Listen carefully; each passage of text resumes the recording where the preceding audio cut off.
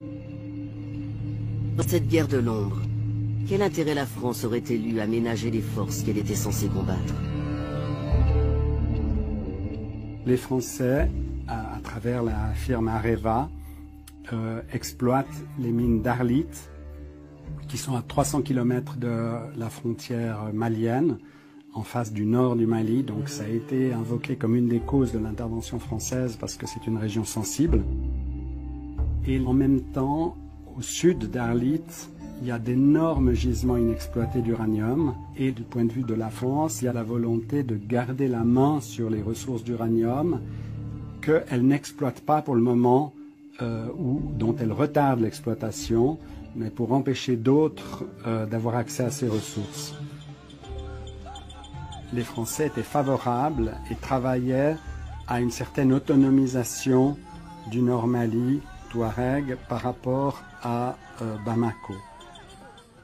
Pour forcer le Sud à accepter, à être plus docile au diktat de la France et dire au Nord, c'est grâce à nous que vous avez cette autonomie, donc on travaille la main dans la main. Donc c'est trouver dans ces deux partenaires des avantages.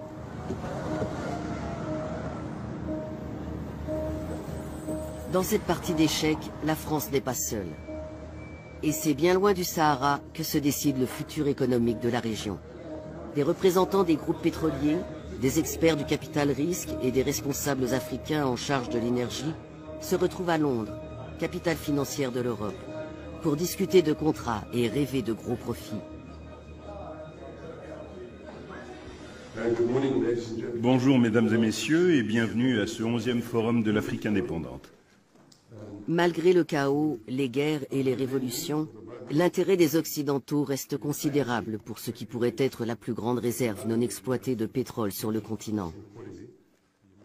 L'Eldorado du Sahel, le bassin de Taoudéni, qui s'étend de la Mauritanie à l'Algérie, couvrant le Nord Mali. Il existe des gisements en quantité non négligeable, mais dans une zone très vaste, peut-être plus grande que le Texas ou équivalente aux 2/3 de l'Europe.